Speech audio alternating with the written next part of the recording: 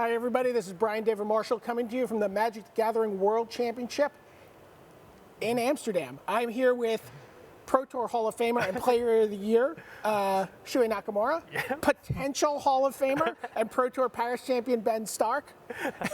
And we're going to talk a little bit about Standard. You guys are, an eighth, one small section of the field.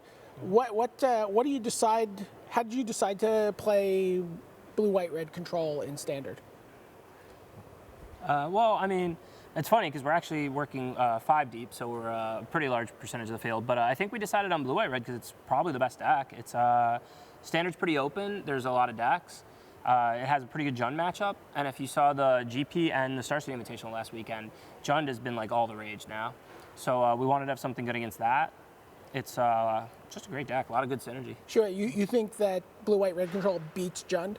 Yeah, I believe it's Ben. So we are thinking about what deck our opponent will play.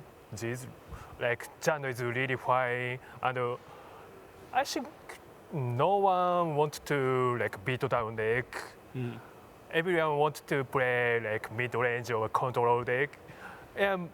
Our deck has 2 Aetherling. It's really good for control. Well, let's take a look at the deck itself. We'll walk through. I mean, this is the creatures. I mean, everyone's pretty well familiar with the blue, white, red deck at this point. Augur of Bolas and Snapcaster Mage is 2 drops. Ben, talk about those cards. Oh, they're the same power base from Esper, that I used in Pro Tour Gatecrash. You're talking about Restoration Angel and Augur of Bolas is just amazing synergy, great cards on their own.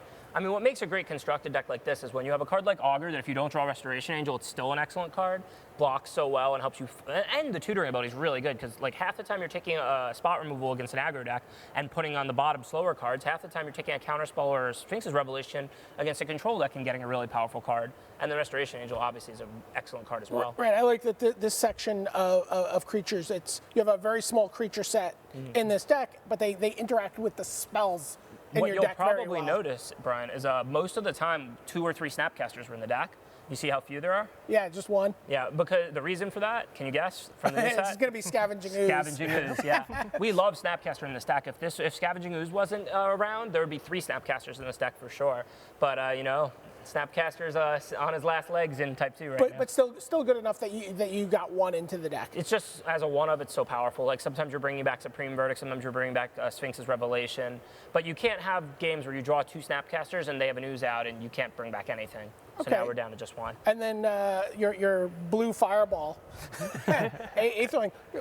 Tell us about Aetherling, Shuuhei. Why has this card become such a finisher for the blue, white, red control decks? Yeah, so it's really hard to kill Aetherlings if it can play on the battlefield. So if have like 2 or 3 untapped blue mana, it never kill and take 8 damage each turn if you want. So you spend the early part of the game just like staying alive, and then once this thing turns around, once this thing hits the battlefield, you're able to close the game out very quickly. Yeah, can kill like a couple of times, maybe sometimes only 1 turn.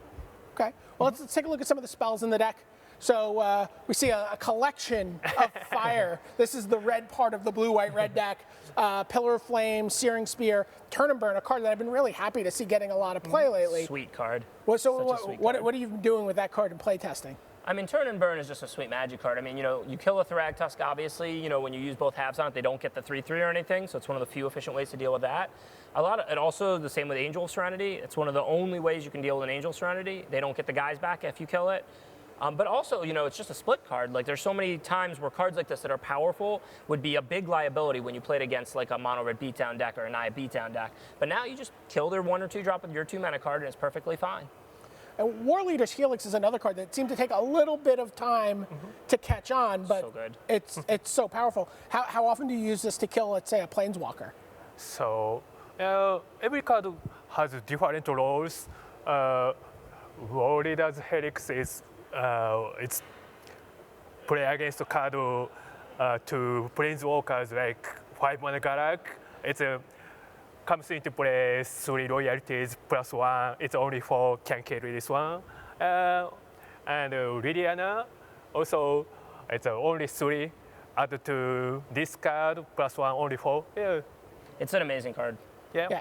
So we see the red. Let's take a look at some more of the spells in this deck. I mean, and this deck has a lot of spells. This is what we were talking about. Syncopate, Azorius Charm, Think Twice, Dissipate. Now, does Think Twice get a little worse because of Scavenging Ooze? Yeah, it does. We're strongly considering only playing 2 Think Twice. We're like between 2 and 3. The spells are basically the same. You know, these are the same spells that were in the Esper deck and that were in the red-blue-white deck that Joel Larson also did well in that Pro Tour with. But we're just playing a few of each for selection because of Augur and because of Snapcaster. You know, you don't really want to have 4 ofs and then, you know, you can't find the one you need. Right. You want to be able to, like, use your Think Twices and your Augurs and your Revelations and find your solutions, either your Dissipates, your Charms, or Syncopates. Okay, so let's take a look. You mentioned a couple of the cards on the next slide. No, that's okay. I'm spoiling it. Well, I mean, I don't think you're spoiling it for anyone that Supreme Verdict and Sphinx's Revelation are in the blue, white, red deck. I mean, these are Right. like the cards that have become synonymous with the deck. Jace, Architect of Thought, is that also, you know, in your mind, a staple card for this deck? So it is good against like mirror match. So because everyone doesn't care to like 4-mana drop or 3-mana drops. So sometimes opponent plays tapping out in turn 4. Yeah, can kill them. Can't kill them. Yeah, plus 1 mean up to 5 royalties. Yeah, can't kill by lightning Helix. No. Right. Warleader has Warleader Helix. Nothing kills it. And how often do you play this card and just use the mini Factor Fiction? A lot. It's mostly in there for its card advantage. Like, obviously against beatdown decks, a lot of times you have to +1 it, but pretty much against like Jund and the Mirror and stuff, you're usually going to be -2ing it and just drawing some cards. Okay. And then if they have something to kill it, you already drew cards off of it, so Right. card No advantage. disadvantage. Okay. Yeah. And let's take a look a little bit about the mana base. I asked you a question that I've asked, you know, that you have to ask in the standard. I mean, do you worry at all about burning Earth when you're playing a deck like this? So I think that we are in bad shape against Burning Earth, and we know that. We saw that in the GP in Calgary last week, Matt Nass and Jacob Wilson got 8th and 9th with a blue-white control deck. Right. Obviously, it's much better against Burning Earth. But then you don't get to have 3 colors worth of sweet cards. Right. And You don't get the Warleader's Helix. You don't Right. get the Searing Spear. You don't get And as all long as that there's stuff. going to be all these amazing gold cards from the Ravnica block, I mean, it's just giving up too much to not play with them. We're playing a lot of counters, as you've probably noticed, so we're just going to hope we can counter it since it's a 4-mana enchantment. Hopefully Okay. it doesn't get out. So we see all these non-basic lands, and then we have another page of non-basic lands. Well, with an island. Yeah. And then on the last page, Desolate Lighthouse. What? Talk to me about this card. Is this a standard inclusion? It seems a little unusual to me. Yeah. So it is insane good. Insane good, he says. I mean, it's a control deck, you know? I mean, you're looking for the games to go long. So you can make like Looter Vanguard. It's really good. So I really want to play this one in every game. Yeah, so it's fine. Okay, awesome. So let's take a look really quickly at your sideboard. Hold on, don't let anyone else see this. I know, valuable information. Dispel, Pillar of Flame, Pithing Needle. What's the needle for? Is that finally there for Aetherling? So Like, do you? play against the Jund control because Jund has a lot of sideboard cards like Liliana, Garruk, and Kessig. So it is just okay. Also can stop to Underworld Connection. Okay. So Underworld Connections, Kessig Wolf Run, Yeah. and any Planeswalker your opponent might They're have just that you hard to don't want. deal with when those cards get in play. So even though you feel like you're losing a little something when you needle it because they already got to use it, Right. you have to stop it. Like, we can't just let them sit there Underworld Connections indefinitely. Sure. All right, let's take a look at some more sideboard. Negate, Ratchet Bomb, Counterflux is the, and then 2 enchantments at the end, Detention Sphere and Assemble the Legion. This to me is always the most exciting card. I don't know, is this, talk a little bit about Assemble the Legion. It's definitely an exciting card. It's really powerful. You know, there's just some decks that can't beat a horde of 1/1s as they keep growing.